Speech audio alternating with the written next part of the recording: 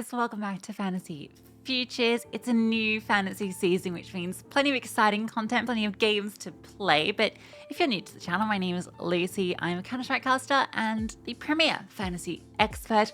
Just came off the back of winning the celebrity leaderboard last season with a 9-point win over P2. Had a really good result in that last game. That was enough to propel me 9 points ahead of him. So very happy with that outcome, of course. And I've won 2 of the 3 celebrity leagues I've played in. So I've got a very good track record. On this channel, I go through every event of the season and I talk through the expected outcomes of the teams, which players I think have the best value to be drafting. And then of course, I show you my draft. So that sounds like something you're interested in. Make sure you subscribe and let's jump into the first game of the season. Tier 1 CS is back, baby. EWC is our first game of the season. And it's a little bit of a funky one. We've got 15 teams. 14 of them start in this opening stage, which is best of 3s. And then one team, GG Hal, starts in the last chance stage. Now the key thing here is if you lose your opening best of 3, straight into the last chance stage, which is single elimination best of 1 to get to playoffs. So the most important thing when you're drafting is to pick from teams that won't lose that opening best of 3. Because if you end up in this last chance stage, very unlikely that the team that you have makes it out. It's going to be absolute chaos. Also, if your team wins the opening best of 3, they go straight to playoffs and they get 2 rounds of padding. So again, super important to be picking players that are going to make it through the opening best of 3 and to do so pretty cleanly, you know, with good performances for good padding points. In terms of the playoff expectations, now I'm going to make some assumptions here because we don't know what the seeding is going to be. But the opening stage is seeded by ESL ranking. So I'm making the assumption that the playoffs will be as well, which means that this is how I think it should play out. Obviously, I don't know who's going to make it through that last chance stage.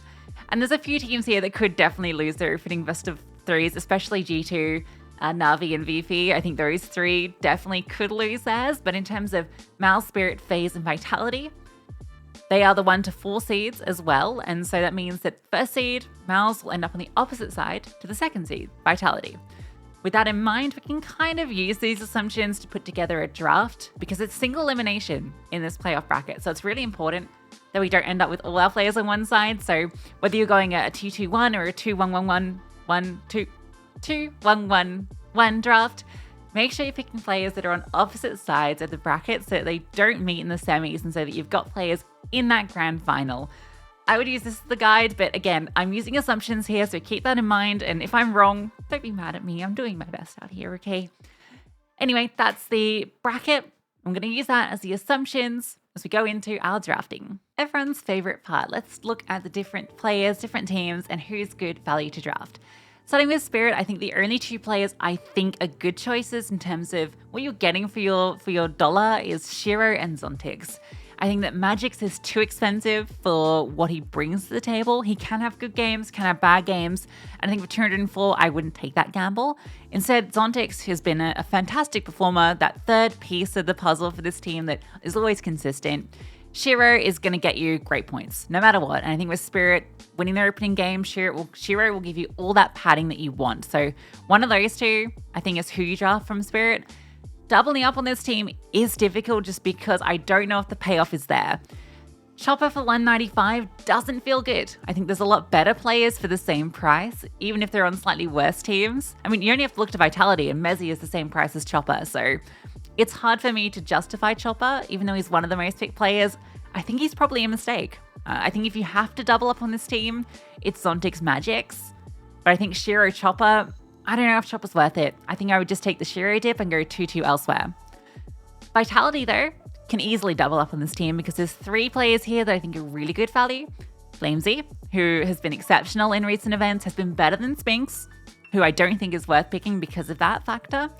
Mezzi, who is still sub 200 despite really good performances at the last 2 events they played, so he's really good, especially for that price. And then Apex, who, yes, he's had some rough events, but given that this team is playing M80 in the opening game, you get an aggressive player like Apex farming up the lower ranked team of M80 who don't have their star player anymore. I think is going to be really good return on investment on either any of these 3 players. Zywoo is a bit too expensive. In fact, I didn't say about Donk. I don't think Donk or Zywoo is worth it just for the price, but they are there if you want to do that draft. But I think Shiro is better than both of them for what you're getting. And I also think Xerxin would be the other gold I would throw in the mix. I think Xerxin and Shiro are the best return on investment when we're looking at gold players. For the other mouse players, Shui, must pick. This guy is the most drafted player for a good reason. 1.0 rating, it's the same as Choppers, but 11k less, and you got a back mouse here. It feels like they're going to have a pretty good run. They have a decent opening game, and they'll be seeded most likely against the team that comes through last chance, so decent chance to get to semis. Also, they're pretty cheap because you can get Shui and he'll give you so much extra money, and you're either pairing him with Xerxin if you want that superstar, or Brolin. I don't think Torgy or Jimfat are worth it when they're so close priced to Xerxin. Whereas Brolin is so much cheaper. I don't know why he's 10k cheaper than the other three, because his performances recently have been phenomenal. Obviously, anytime I draft him, he performs badly, but yeah, other than that, he's really good. FaZe. This team, high highs, low lows. Karrigan, not worth drafting when you can get Shui for 6k more, or Alexi for 1k more, who I think is probably going to give you more output. But there is the world where Karrigan could perform well against FlyQuest and make that budget worth it. I wouldn't take the risk. I think if you're going to be going in on FaZe, you're looking at Rain and Rops. They're the best, I think, value for money. Rain, 197, has been performing quite well lately, and I think has a good chance of farming against FlyQuest, who love Ancient, which is Rain's best map. And then Rops, I know he's not in that superstar form right now, but I think in terms of the comparison to Frozen, you're going to get more than the 6k difference between them. I think that Rops is better choice because of that money difference. Otherwise, if they were closer price, I'd say Frozen, but when Rops is so much cheaper, definitely the choice. For Na'Vi, I think the only logical choices here are Alexi and JL. This team's risky to draft into, but have shown they can do deep runs, but Imma's gone up way too expensive. Bit could be a choice, but has shown some inconsistencies, whereas JL just seems to be that guy that's always worth picking. Wonderful's there, but yeah, JL, in my books, the pick. For G2, you're crazy. Don't draft them. I don't know how Snax is one of the most picked players. I mean, I do know how, because he's cheap and his numbers look good. But you gotta remember, those numbers are on Gamer Legion, where he's playing roles where he can get those numbers. On this team, he will not be playing those positions, and he is going to have a rough time because look at the players he's sharing space with. Where is he going to get kills? Where is he going to get rating? This guy is going to be playing those Hooksy positions and is going to be putting up numbers that are maybe marginally better than Hooksy, but certainly not worth 180,000 when Shui is 4k more. Do not pick Snax, and just don't pick G2. Not on their first outing, it's not worth it. VP though, if you're looking for a dark horse, VP or complexity of your team, depending on which one you favor in that opening best of 3.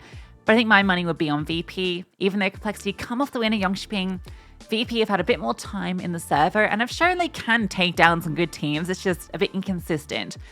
But I think the main thing that draws me to this team is their pricing. They've come down a lot. Fleet is no longer the golden boy, he's now cheap silver. But the key players I'm interested in here are Electronic and Jame, who are both quite cheap. Electronic sub 200, this guy is a superstar. Really cheap. And then Norbert, 183. Yes, he's in kind of a slump at the moment, but, well, basically since Electronic came into the team. But with the time factor, I think that given he's basically the same price as Shui and should be having more impact in the server, and we know what his highs can be like from the start of CS2, I think he could be worth the gamble if you wanted to go in on VP, because you can grab him and Electronic and you barely spend any money at all. That can really give you cash to spend elsewhere. So a cool team to go in on in my books, whereas Complexity are a lot harder to draft just because their prices aren't that appealing. Mongols have some pretty cool prices on Mazinho and Techno, who are both really good performers. I think Mazinho in particular has stepped up a lot on LAN lately. So if you wanted to pick a team to maybe upset as well, they're a cool one to look at because the format actually might favor them. They could take down a shaky new G2 if they don't honeymoon. If they honeymoon, then who knows? But there's a world Mongols could do something here. I wouldn't be touching Furia. I know Skulls should fit into this team, but it's such a passive team. Like, Cello's your playmaker. This doesn't excite me. FlyQuest have FaZe in the opener, and again, it's going to be really tough for this team. I'm not confident, especially with their prices kind of being a little high for my expectations. But Vexlife for 189, if you really want to get FlyQuest, is okay. MIBR, too inconsistent. M80 have lost their star. GG How don't even touch them. Sashi were in really good form. I've not watched their most recent games. It does look like they've got a few questionable losses, but overall, this could be a team that maybe upsets. We've seen that Mouse can get upset by an underdog. We saw that at Dallas, so it's not out of the question, but yeah, I don't see them surviving the last chance stage if they lose that opening best of 3, so probably would avoid. And then personally, I'm going to stick to the top 4 teams. So I'm going to start my draft with Spirit. As I mentioned, I don't think it's worth doubling up on this team just because I don't think there's good value for money in it compared to some other teams. So I'm only going to be getting 1 player. I would have liked to have got Shiro, but I want my other 4 players to still be quite good. And I felt I had to make too many concessions for the Shiro draft, but it's definitely doable. I did put one together that I quite liked, but personally, I wanted to go a little bit heavier on the other teams. So because of that, I'm going to go Zontix. He really performed for me in the most recent event that won me the league. So, I'm very happy with his performances when I've drafted him before. And I think that he's just really the best value for money on this team outside of Shiro. For Vitality, it's a similar player that I'm going to draft, and that's Flame Z. Again, he's someone that every time I've drafted him has performed really well. I think he's much better value than Spinks. And in my eyes, he's the star that I want to pick from this team. In terms of who I pair him with, I would have liked to have gone Mezzy. I think that combo is really strong and doesn't cost too much, but it means that I can't get the other 2 players that I want. So unfortunately, I have to go Apex. But I'm kind of okay with it because M80 is the opening game and I've got the 2 most aggressive players on Vitality. So if it's just a wipeout, if Vitality stomp them, there's a good chance that these 2 can really frag out and just get me huge padding points. So that's the logic here. That leaves me with 390, which when I get Shui, who I think is the best pick on Mouse, it leaves you with exactly enough to get Brolin. So it ends up being a really nice combo in the end, the exact expenditure. And Brolin, yes, every time I picked him, he's dropped off, but overall, his performances in the last 3 months have been ridiculous. And in this draft, I end up with 3 players that are averaging a 1.12 rating in their most recent games. So that feels really solid. My 2 IGLs, I hate going double IGL, but my 2 IGLs are both fragging IGLs in good current form. So overall, I think I'm getting a lot out of this draft without kind of going all in one direction. I've really hedged my bets, and I think in an event where it's single elimination for the most part outside of that opening best of 3, I think it's worth going an approach where you've got backups if one of your teams drops out. That's going to be my draft for this event. The rolls aren't the best, I'm not going to lie. I think it's an average around 40 or so for each of them to kind of proc, but in the end, it's still around 70, 80 to 90% that I should get something from all of them, so it's okay. As always, let me know what you're drafting. I really want to know what you're kicking off the season with. Are you taking risks? Are you going like a Donk Zaiwu kind of draft to get things started, or are you playing a bit more safer than me, or are you going for a dark horse? I love the discussion, so let me know your draft below. And as always, good luck.